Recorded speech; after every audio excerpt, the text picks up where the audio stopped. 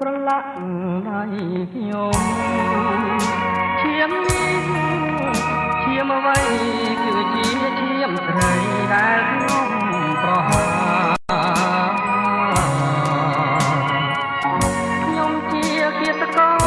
សម្រាប់ខារីបើចិត្តថាដូចមានសង្សា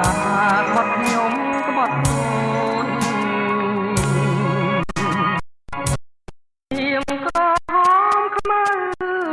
ប្រឡាក់ដៃ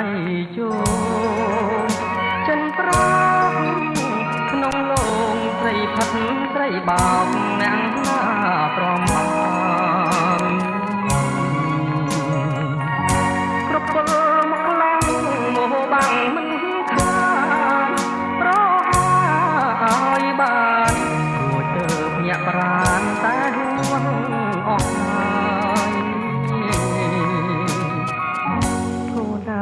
កូនតូចឈ្មោះទួយរកម្ដាយដែលអាណិតហងមួយជីវិតរួងចិត្តឈឺផ្សាថ្ងៃ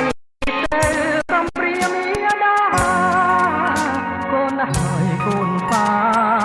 ប៉ាសារភាពថាប៉ាខោ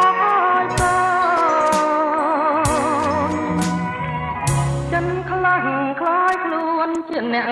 សំឡាប់មិត្តអើ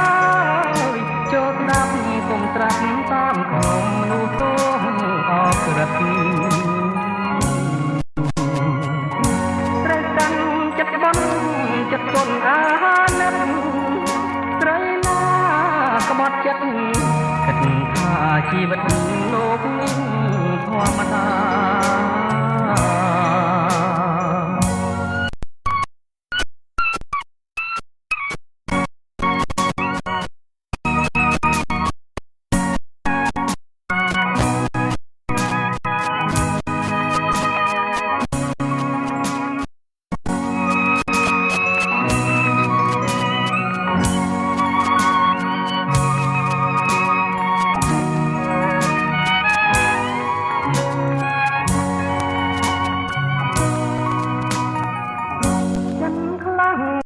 ខ្លួនជាអ្នកសំឡាប់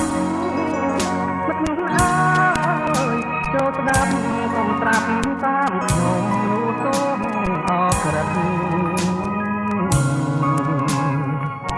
ត្រូវកាន់ចិត្តបន់ចិត្តទន់អាណិតស្រីណាក្បត់ចិត្ត